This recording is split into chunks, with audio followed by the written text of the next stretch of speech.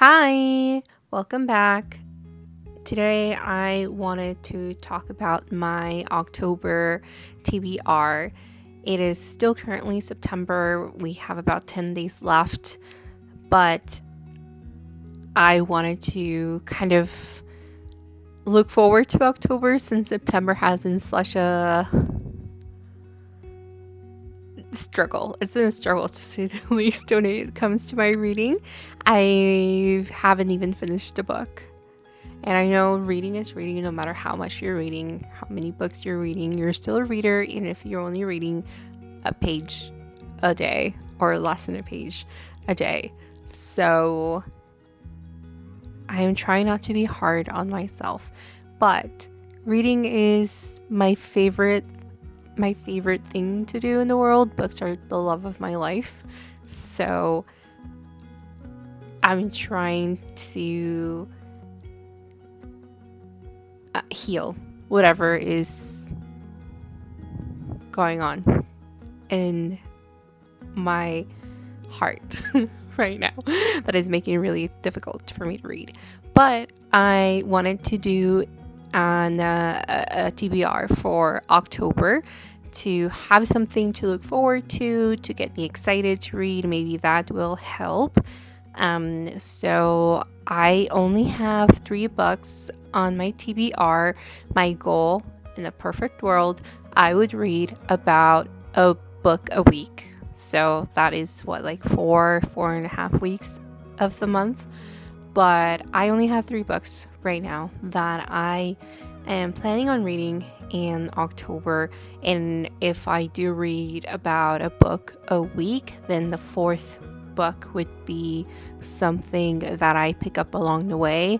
Given that I am a mood reader, I need to have a little bit of a wiggle room to pick up another book that I find interesting in the coming weeks. So that said, I only have 3 books for my TBR in October. So the first one is Persuasion by Jane Austen. I've never read this book before, but I know that it is a fan favorite, so I'm really excited. My friend and I are going to afternoon tea in December, and it's Jane Austen themed. And so she wanted to read a couple books of Jane Austen books before the afternoon tea, and I figured, why not? Let's try to read 1 or 2 books before December by Jane Austen so that we can be a little more in the mood, the Jane Austen mood. Not aesthetic. I don't know what I'm trying to say.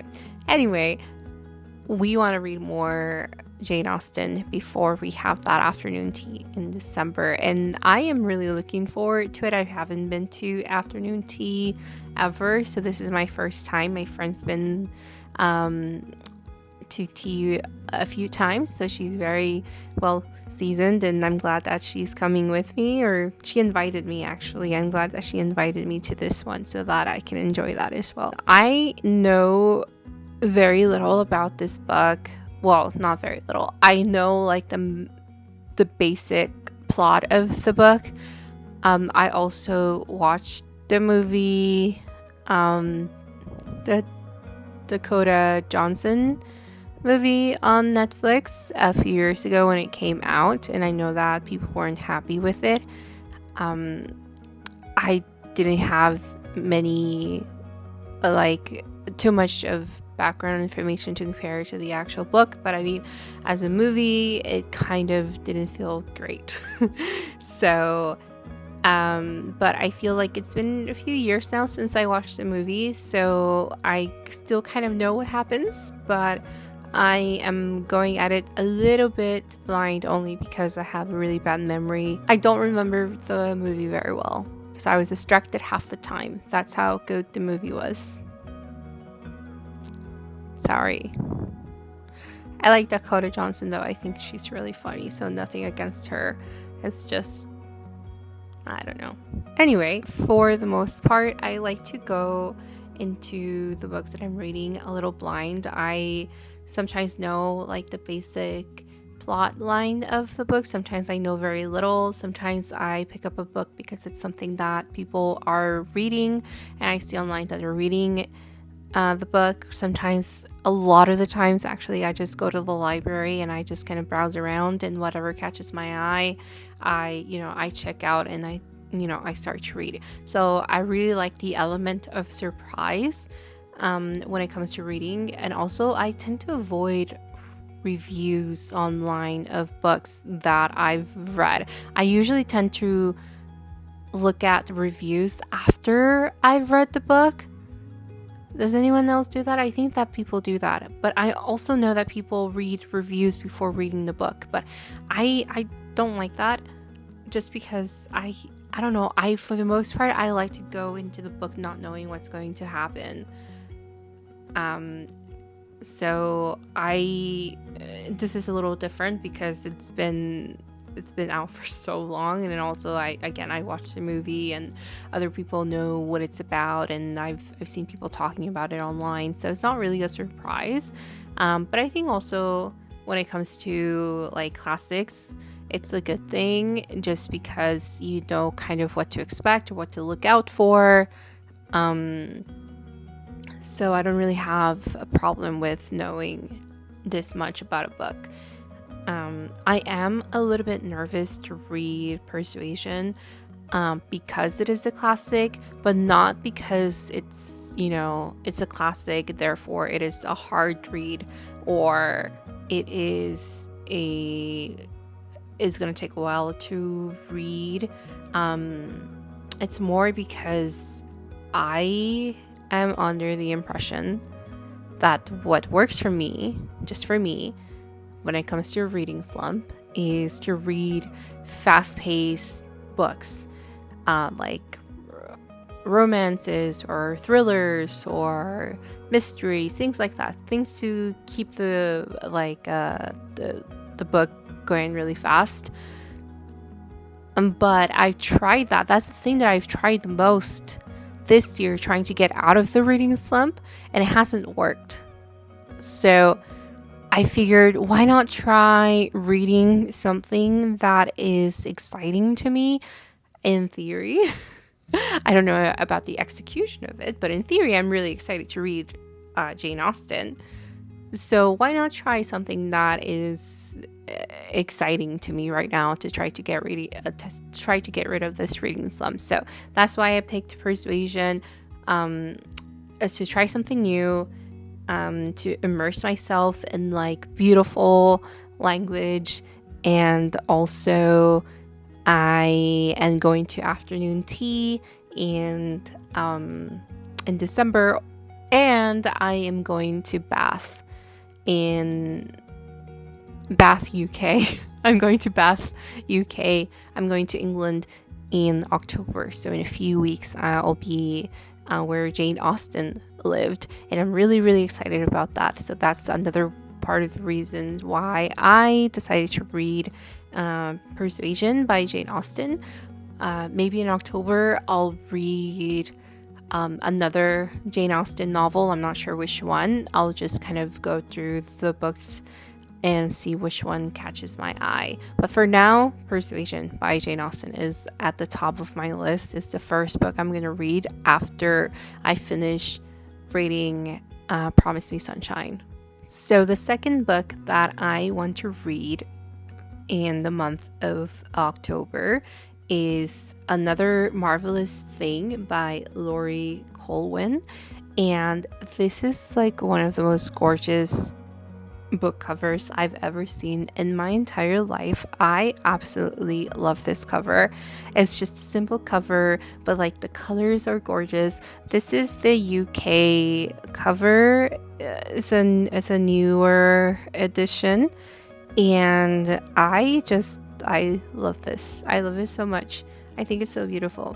I've never read a Laurie Colwin novel, so this is going to be my first one, but I've seen like a few people online reading her novels and really loving them, so I'm really excited to read this one. I am not too sure about what the book is about. And again, I'm not going to read too much into the synopsis of the book, again, because I want to kind of experience it just going at it blind.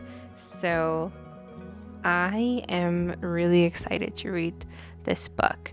I do have a couple of other books by Laurie Colwin and that I've bought in some of my trips to London before, but I decided to read this one mostly because it's like the shortest one that I have of hers. The other one's a little bit thicker, and because I am reading Persuasion and I am currently in a reading slump, I don't want to take on too much to the point where I feel like overwhelmed with the pressure that I'm putting on myself. So this seems like a short-ish book. Let me see real quick how many pages it is. Okay, so this book is really short. It's only 130 pages, and plus a little introduction, which I always skip the introductions when they are introductions in a book until after I read the book, because I have found that when I start reading an introduction to a book that I have never read before, they're usually like spoilers, because it means if there's an introduction to a book, it means that the book has been around long enough for people to have several chances of reading this book beforehand. And so I don't know what it is, but in the introduction they always talk about what's in the book. And if it's a book that I've never read before, I definitely skip the introduction until after I read the book. Then I go back and I read the introduction. But for the most part, I don't like to read them because I don't know what's going to be in them. And I am not going to like spoil the book before reading the book. Is that bad? I don't know.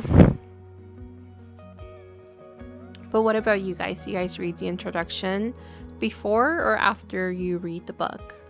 Let me know. So the third book on my list is by Grand Central Station, I Sat Down and Wept by Elizabeth Smart. And this is another book that I picked up in one of my trips to London.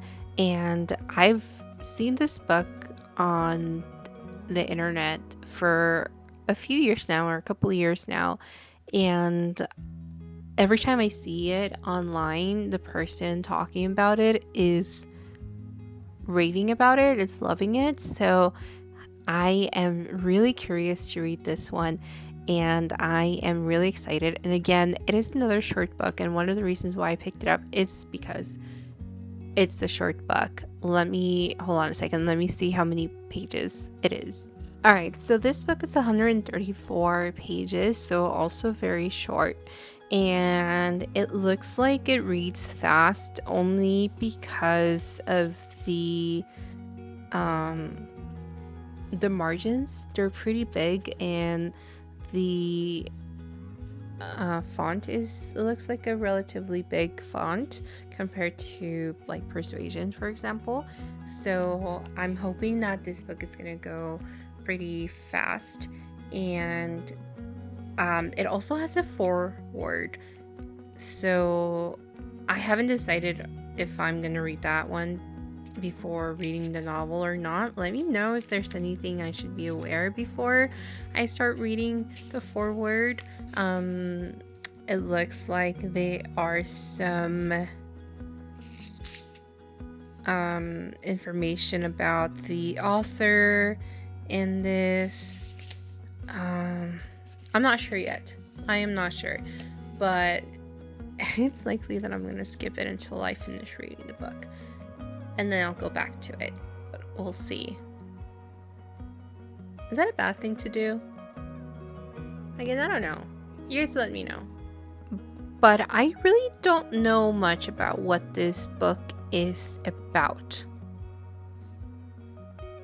I guess out of the 3 books that I have, No, I was gonna say this is the one that I know the least amount of about the story, but that's not true because I don't really know a lot about Laurie Colwin's novel that I'm reading this month.